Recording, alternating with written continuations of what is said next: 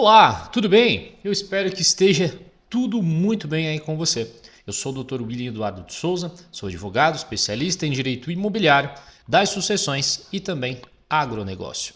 Hoje eu quero conversar com você sobre um tema muito interessante, porém pouco tratado aí nas universidades e também no ramo jurídico em geral, mas muito utilizado para quem trabalha no âmbito do direito das sucessões, principalmente quando se trata de inventário.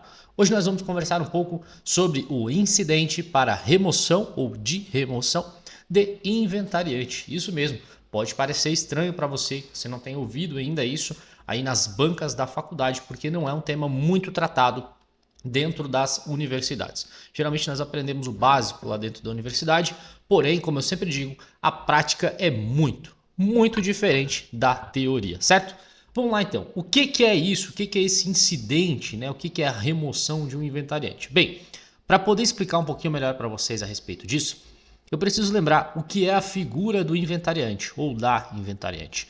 Como vocês sabem, quando alguém vem a falecer, abre-se o inventário para se decidir a respeito dos bens que constituem o espólio dessa pessoa que veio a óbito ali, infelizmente. Dentro deste inventário existem várias figuras, os herdeiros, cônjuge meio, os bens, o espólio, e entre essas figuras está uma das mais importantes para o direito civil brasileiro, que é a figura do inventariante, que basicamente é a pessoa que vai ficar responsável pela administração desses bens e também responsável por impulsionar, por dar seguimento ao procedimento de inventário, isso mesmo. E doutor, por que a remoção dessa pessoa deste encargo? Bem, como consta no Código Civil Brasileiro, e eu não vou aqui tratar muito dos artigos para vocês, eu quero mais é tratar da prática aqui, certo? Como consta lá no nosso Código Civil Brasileiro, o inventariante possui direitos, mas também possui deveres. Entre estes deveres está os deveres de administrar, de cuidar, de preservar o patrimônio que constitui o espólio, ou seja, de proteger aquele patrimônio que a pessoa falecida deixou para ser partilhado ali entre os herdeiros e demais partícipes desse procedimento.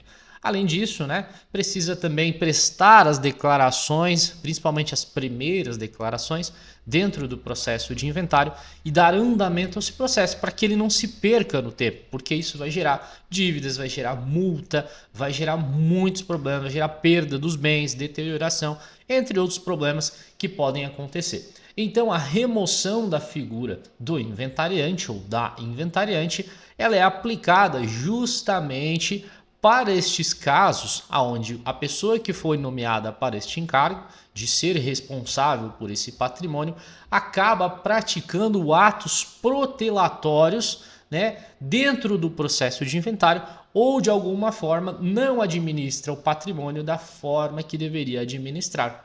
Então, eu gosto muito de utilizar casos práticos e eu vou utilizar um caso aqui do escritório, é claro, sem falar sobre número de processos, sobre nomes, né, em geral. Mas bem, vamos tratar da seguinte forma, vamos tratar de nomes hipotéticos. Terezinha e Vilma, por exemplo. A Vilma era inventariante e ela era esposa, né, da pessoa que veio a falecer, convivia com essa pessoa e foi nomeada como inventariante, abriu o processo de inventário após ali o prazo específico para isso. Porém, já fazem 2 anos que Vilma não dá andamento no processo. O juiz já intimou ela para apresentar as primeiras declarações, para trazer as certidões negativas, para juntar, né, no processo quais são os bens que essa pessoa deixou, se essa pessoa possui dívidas, se não tem. E bem, ela está lá utilizando o patrimônio, aqui digamos um patrimônio imóvel, está fazendo uso desse patrimônio, está morando na casa, colhendo os frutos do terreno, andando com o carro que ficou.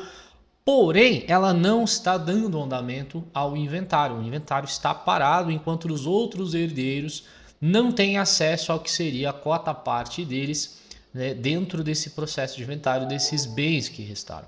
Então, esse é um dos motivos pelos quais um dos herdeiros, dos outros herdeiros, pode ingressar com este incidente, que é um processo que nós chamamos de em apartado, que não é no mesmo processo de inventário, é um incidente, né?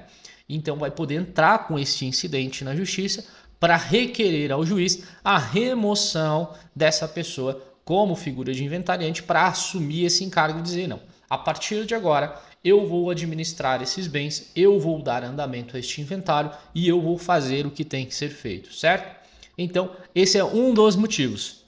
Outro motivo que acontece muito é não proteger este patrimônio. Por exemplo, a pessoa está lá utilizando a casa, né, que outra pessoa deixou, que o cônjuge deixou, utilizando o imóvel, porém não está pagando o IPTU. E em decorrência disso, a prefeitura começa a distribuir ações de execução fiscal contra este espólio. Ou seja, pode chegar um determinado momento que o próprio imóvel pode ser penhorado.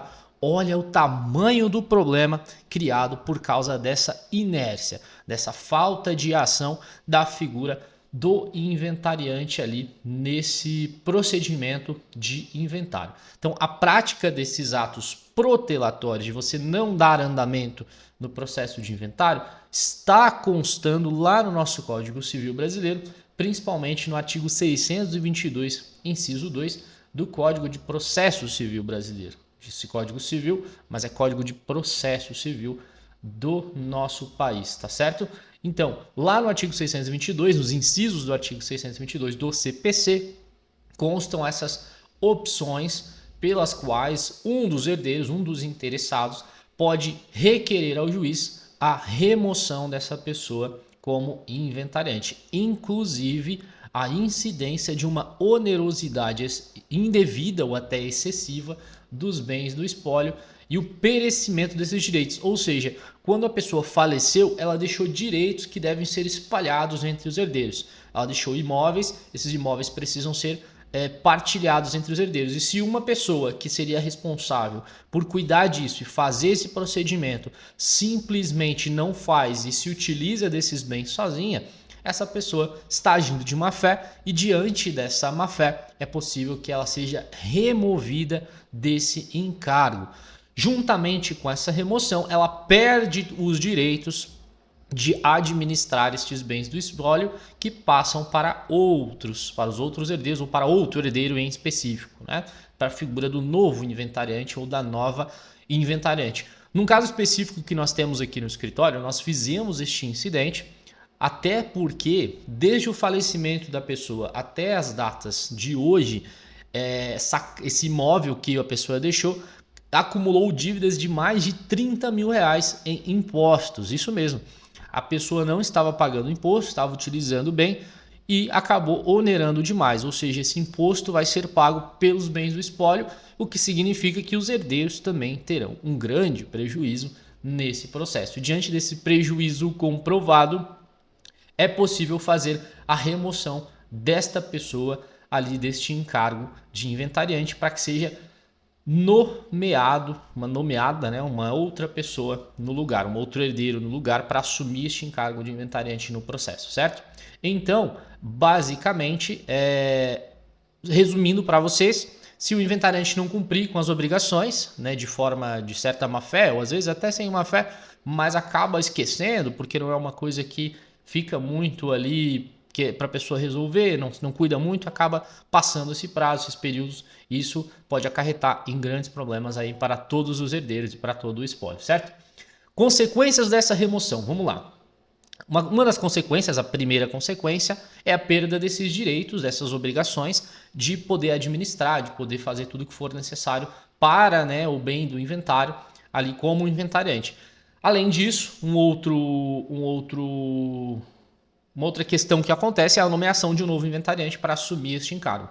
Juntamente com isso, se este inventariante antigo que agiu de má fé e acabou sendo removido estiver dentro da posse de um imóvel, por exemplo, é possível expedir um mandado de imissão deste novo inventariante na posse. Por exemplo, a cônjuge meera, que está viva, da pessoa que faleceu, está na casa, está utilizando o imóvel, porém não está cumprindo. Ela foi removida desse encargo e o herdeiro que assumiu esse encargo pode requerer a expedição de um mandado para entrar na posse deste imóvel, até mesmo porque ele precisa fazer uma avaliação, colocar este imóvel à venda, dar andamento ao inventário e transformar aquilo que está no mundo teórico em algo fático, em dinheiro para custear o inventário, cobrir as dívidas e finalmente resolver esta grande pendência, né, este grande bola de neve que vira o inventário nesse momento, tá? Então, para isso é possível pedir a expedição desse mandado de emissão de posse, que está lá no artigo 625 do Código de Processo Civil, para que dê cumprimento, claro, dos mandados, das obrigações dentro desse inventário, tá? Além disso, né, é possível fazer um pedido para uma fixação de uma multa, que nós chamamos de astreinte, caso essa pessoa comece a apresentar uma ação visando não dar cumprimento a essa decisão. O juiz determinou que ela não é mais inventariante, que ele não é mais inventariante, porém essa pessoa continua ali dentro do imóvel, impede os herdeiros de fazerem avaliação, trava o inventário, não entrega documentos. Para isso, é possível pedir que o juiz fixe uma multa diária, que pode ser aí de R$ 500, por exemplo, dependendo do grau, que é a astreinte por descumprimento dessa decisão. Essa multa já é bem conhecida no ramo jurídico, a astreinte, né? Bem conhecida aí no ramo jurídico, também está no Código de Processo Civil, lá no artigo 536, parágrafo 1º, e também o artigo 537 do Código de Processo Civil diz que ela pode ser equivalente aí por essa má fé, né, por essa falta de cuidado, ela pode ser equivalente, inclusive, a 3% do valor dos bens que compõem o espólio. Então, se nós falarmos aqui de um espólio de R$ 1 milhão, nós estamos falando de uma grande quantia de dinheiro, certo? Por causa dessa demora, dessa falta de responsabilidade, tá bom? Então, basicamente, aspectos gerais aqui deste incidente, como eu disse, é um incidente, ele não é feito dentro do processo de inventário, ele é feito fora, e é possível pedir a suspensão do inventário enquanto esse incidente é julgado, e se ele for deferido pelo juiz ou pela juíza, vai ser removida a pessoa que é inventariante, colocado um novo inventariante no lugar, para que daí sim faça a administração desses bens, defenda o patrimônio e principalmente dê andamento no processo de inventário, cumprindo ali com as regras posteriores até a finalização do procedimento, tá certo? Na intenção de que tenham compreendido bem, me coloco também à disposição nas nossas redes sociais, no Instagram, WES Advogados Associados. Podem seguir a gente lá, que a gente tem muito conteúdo de qualidade. Como falei, informação jurídica de forma descomplicada para que vocês possam entender e também compreender com mais facilidade, tá certo? Qualquer coisa, só entrar em contato com a gente também. Um grande abraço e até mais.